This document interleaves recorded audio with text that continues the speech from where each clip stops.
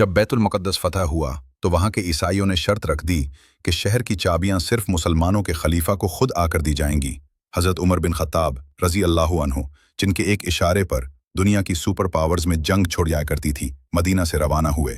ना कोई फ़ौज, न सिपाही, न वज़ीर, न मशीर, बस एक ग़ुलाम, सिर्फ एक ऊँट, एक खादिम और एक आवाज़ के साथ बारी बारी ऊँट की सवारी करते हुए जब बैतुल मुक़द्दस पहुँचे। उस वक्त खादिम ऊँट पर सवार और खलीफा वक्त उमर चेहरे पर पैवैन लगे कपड़ों में पैदल चल रहे थे, जूते हाथ में थे। जब रूमी पादरियों ने यह मंजर देखा तो हैरत से कहा, ऐसे हुक्मरान ही दुनिया पर हुकूमत के लायक हैं। आज जरा अपने हुक्मरानों को देखो, जिनसे उठते हैं तो जमीन काबू में रखा जाता है। इनके जूते मिट्टी से बचाएं, फौजी गाड़ियां, सिक्योरिटी, पुलिस वाले और कौम का खजाना सिर्फ वीआईपी प्रोटोकॉल पर खर्च किया जाता है। उधर फिर भी अदल है और सच्चाई का नामो निशान नहीं। फर्क वाज़े है।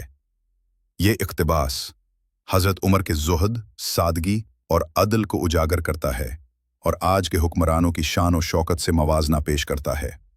ये एक निहायत सबक आमोज़ तहरीर है जो मौजूदा दौर के लिए एक ज़बरदस्त पैगाम रखती है।